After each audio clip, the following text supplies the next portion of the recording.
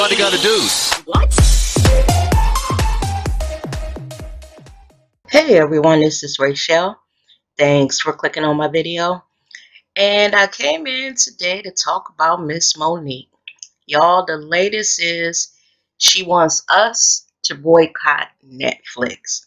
I'm pretty sure y'all have heard about this. It just came out that Monique is calling for a boycott of Netflix for color bias and gender bias. Says she was offered significantly less than Amy Schumer, Dave Chappelle, and Chris Rock for a comedy special. Now, y'all, I cannot be the only one that thinks it's time for Monique to humble herself. Let me just explain. Monique was offered $500,000 to do a comedy special on Netflix. And what Monique is saying is that Dave Chappelle and Chris Rock, they're getting upwards of $20 million, and Amy Schumer is getting about $11 million. Now, two of the three of those people are crossover comedians, and that would be Dave Chappelle and Chris Rock. I really don't think the black community is checking for Amy Schumer. But Dave and Chris Rock, they are definitely crossover comedians. Monique, while she is funny, and she is funny to the African American audience, I don't think she has as much following in the crossover genre. I really don't. I believe that there are, some people of other ethnicities or, races that like Monique, but mainly it's been us that have been riding with her.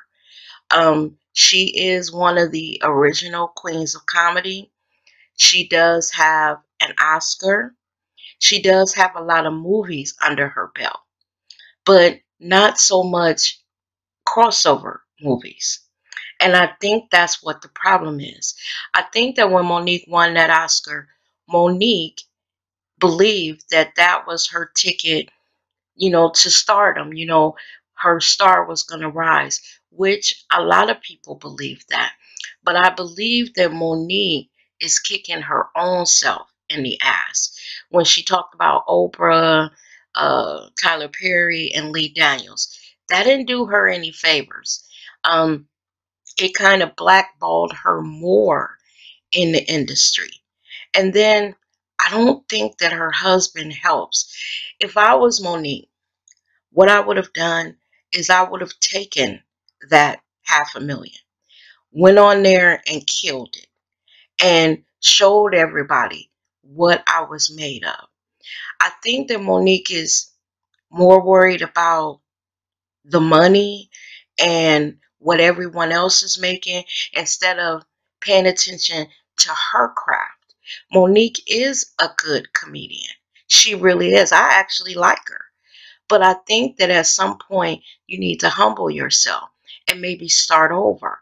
The Oscar thing, it didn't pan out the way that you thought it would. So it's time to step back, reassess, and say, you know what? I need to start over from scratch, finding the core of who I was as a comedian, get back to that and start killing them in smaller arenas and then build back up to where she was. Monique doesn't seem to understand that while we love her, you're asking us to boycott Netflix on behalf of you. We're not getting any of that money that you would get from Netflix. We would be boycotting just in support of you. And I think what is happening is Monique is starting to get on people's nerves with this. I was just looking around here on YouTube to kind of get a feel of what people were saying about this, what they were thinking about it. I went out on Twitter, Facebook, Instagram, and it's pretty much the same thing everywhere. Everyone is saying, wait a minute, Monique, we love you and everything, but maybe you need to humble yourself.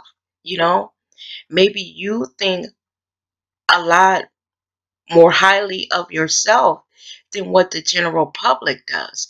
And also, a lot of people seem to believe that her husband, Sidney, has a role in Monique turning down things, or Monique openly, being defiant to the industry, and they want him to get out of her ear. A lot of people believe that if he got out of her ear, Monique may be able to think clearer about her career, because it's not his career that's being messed up, it's Monique's. Because let's face it, Monique was out there a few years ago doing her thing, but it seems like the more that her and Sydney sat down and talked, the more that Monique wasn't doing well. You got to think about it. Monique had her own talk show. She had her own show with the Parkers, the Queens of Comedy, movies under her belt. She was doing the damn thing.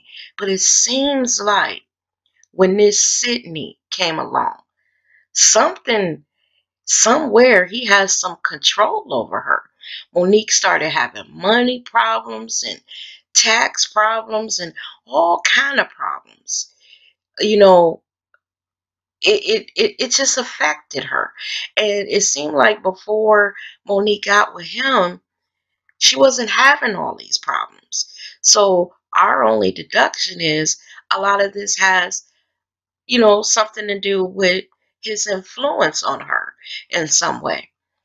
My opinion is this: Monique, get back to the core of who you were. You went to Netflix and you demanded a number. They said no. Now, honestly, I think they could have went on and gave her at least $1 million. Because I think if they would have given her $1 million, I think Monique would have done it. I think she would have. I don't know. But she's so stuck on what everybody else is making. I don't know, y'all. But I think she should have took that gig. Like I said, went out there, killed it, and started to build her career again. I hate that she's outside of the industry now. People label her as a complainer, a whiner, of this, of that. And it seems like, just from what I've been reading the last couple of days, which surprised me, a lot of people are sick of her, y'all.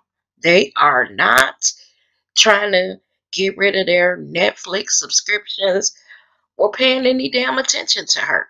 They actually are laughing at her. And I really don't think that that is what Monique wants. I don't think she's thinking clearly. And like I said, it just cannot be me. I'd like to know what y'all think of it. Do you think that this girl should go somewhere, reassess her career, hire maybe new management, get that husband out of her ear, and try to take another stab at this from a more humble position? Or do you think that she's right?